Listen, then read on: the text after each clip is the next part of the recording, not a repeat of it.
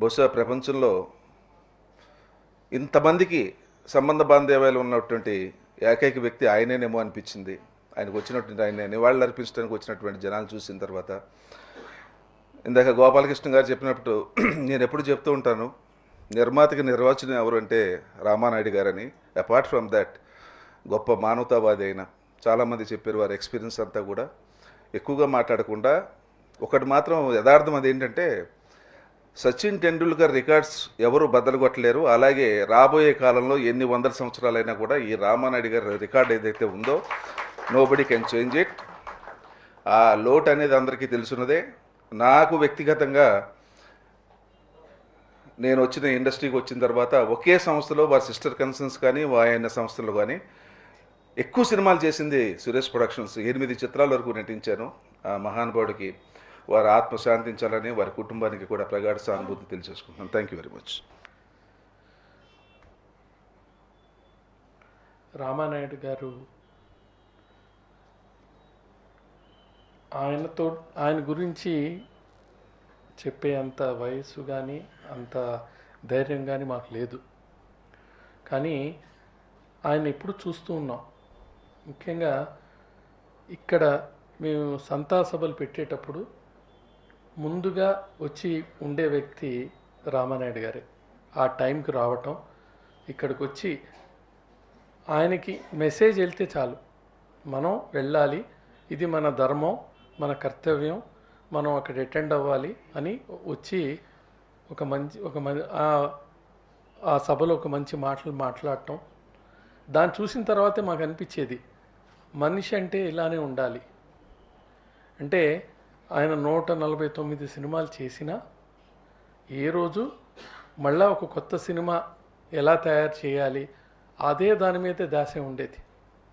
రీసెంట్గా కూడా ఒక 3 months బ్యాక్ కూడా ఆయన ఒక రైటరు ఒక కథ తీసుకెళ్తే ఆ కథని మొత్తం అంతా చదివి డిటిపి చేయించి ఆ సినిమాకి షెడ్యూల్ వేసి ఈ సినిమాకి షూటింగ్కి వెళ్ళిపోదామని ప్లానింగ్ చేసి అంతా చేసిన తర్వాత ఆయనకి హెల్త్ బాగాలేదనే థాట్లో లేరు ఆయన.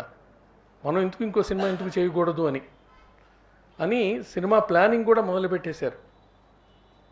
మేము కూడా ఏంటి ఆయన సినిమా మొదలు పెట్టేస్తున్నారు అది ఇదని ఆ రైటర్ చెప్తుంటే మేము నమ్మలా. ఏంటి ఆయనకు ఒంట్లో బాగాలేదు కదా.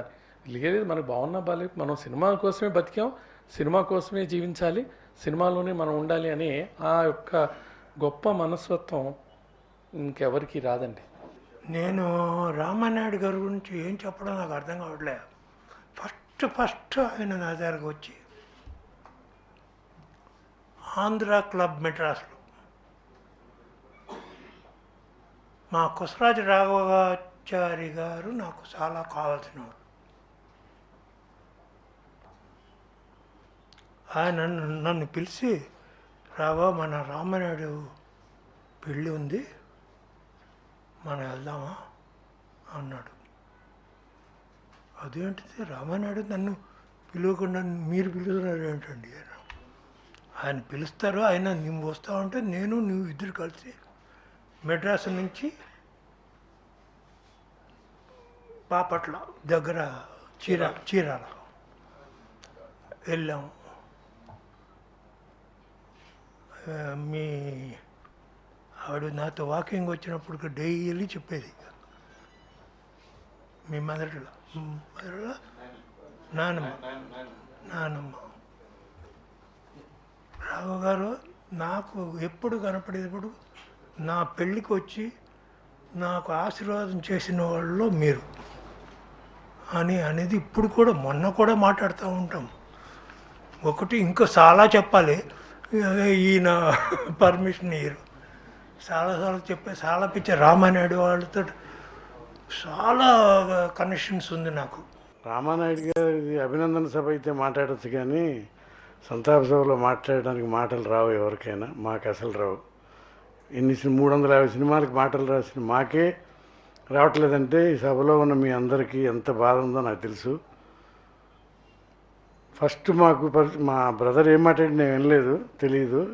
కానీ మాకు పరుచూరు ప్రదర్శన రామారావు పేరు పెట్టిన తర్వాత మద్రాసులోకి వెళ్ళగానే మమ్మల్ని కొడుకులా చూసుకుంది రామానాయుడు గారు. మా తమ్ముళ్ళలాగా చూసుకుంది కృష్ణ గారు మమ్మల్ని. రామానాయుడు గారు మాకు 5,000 అడ్వాన్స్ ఇచ్చారు ముందడి సినిమాకి. కథ రాసాము, బాబాయ్ గారికి నచ్చలేదు. సార్ బాబాయ్ గారు ఆయన దగ్గర 5,000 తినేసామండి, అసలు ఈ డబ్బులు తీసుకున్నా కూడా అసలు రాస్తున్నారా లేదా అని ఫీల్ అవుతారేమో, for what it is worth ముందు ఆయన చెప్పుకుంటామండి బాబు మా కథనన్నా. సరే చెప్పమన్నారు. అప్పుడు ఏదో నాయుడు గారు ఒకళ్ళు కుర్చీలో కూర్చుంటే కొంచెం డామినేట్ చేసి మేము ఇద్దరు అన్నదమ్ములు బీభత్సంగా చెబుదాం కదా అనుకుంటే అక్కడ మొత్తం ఫ్యామిలీ మెంబర్స్ అంతా ఉన్నారు. అక్కడ ఇంగ్లీష్లో మాట్లాడే సురేష్ బాబుతో సహా. ఏం చేయాలి ఇప్పుడు? సరే ఫస్ట్ హాఫ్ చాలా కామెడీగా ఉంటుంది, మంచి బాగా ఎంజాయ్ చేశారండి. సరే ఇంటర్వెల్ అందరికీ తెలిసిందే, ముందడుగులో అట్లా అద్భుతమైన ఇంటర్వెల్. అన్నపూర్ణ ఎంట్రీ, ఇండస్ట్రీలో ఉన్న పెద్ద మహానటులు అందరూ ఉంటారు ఆ సీన్లో. కృష్ణ గారు, సోమన్ బాబు అందరు హీరోలు సార్. మన గుమ్మడి గారు కృష్ణ గారిని కొట్టబోతుంటే ఆగండి అని ఒక వాయిస్ వస్తుంది. చూస్తే అప్పటిదాకా సినిమాలో 7 రీళ్లలో ఆవిడ పని మనిషి, బట్టలు ఉతుకుతుంది, అంట్లు తోముతుంది. ఆవిడ ఒక కార్పొరేట్ ఆఫీస్లో చైర్మన్ రూమ్లోకి వచ్చేసింది. ఆగండి అంది, అందరు చూశారు. నేను ఒక్క సంతకం పెడితే మీ భవనాలు మీ అంతస్తులు 2 ముక్కలైపోతాయి, నేను ఒక్క సంతకం పెడితే మీ ఆస్తులు ఇవన్నీ రెండుగా విడిపోతే ఒకదానికి నా కొడుకు యజమాని అవుతాడు అనేసరికి ఆడిటోరియం స్టన్ అయింది. ఎవరో తెలియదు అది. ఇది చెప్పాం, ఇంటర్వెల్ ఇదే ఇంటర్వెల్ అండి అన్నాం. అన్న తర్వాత ఆయనకు నచ్చింది నాయుడు గారికి. మళ్ళీ అందరు నా వైపు కూర్చున్నారు. సెకండ్ హాఫ్ చెప్పండి. సెకండ్ హాఫ్ మా తమ్ముడు చెప్తాడండి అన్న. ఈయన మా బ్రదరు అసలు వినిపించనే మొదలెట్టాడండి.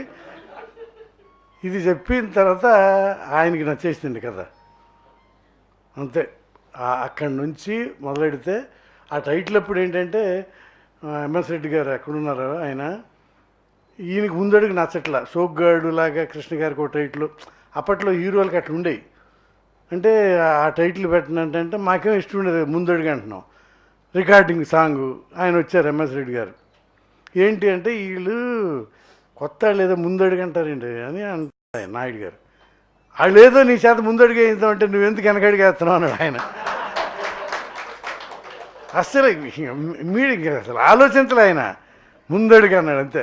అని ఒకసారి అట్ట ముందడుగు ఒక 5-6 వేసాడండి ఆయన. అంటే ఆయన ఎందుకంటే మేము ఇండస్ట్రీకి వెళ్ళిన కొత్త, మాకన్నీ ప్రతిదీ కొత్తగా వింతగా. మావాడేమో Telugu head of the department vice principal, నేను అకౌంటింగ్ జనరల్ ఆఫీస్లో సెంట్రల్ గెజిటెడ్ ఆఫీసర్ని. మాకు బాగా జీతాలు అవి ఉండే, హోదా ఉండేది. అంచేత ఆ హోదా ఎక్కడికి పోతుందండి? ఓవర్ నైట్ గబాల్ని పోదు కదా.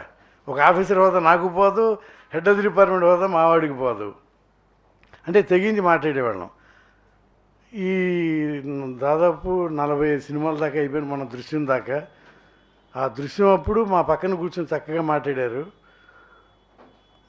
మొన్న కూడా ఒక 4-5 రోజుల క్రితం నేను ఆయన దగ్గరికి వెళ్ళా.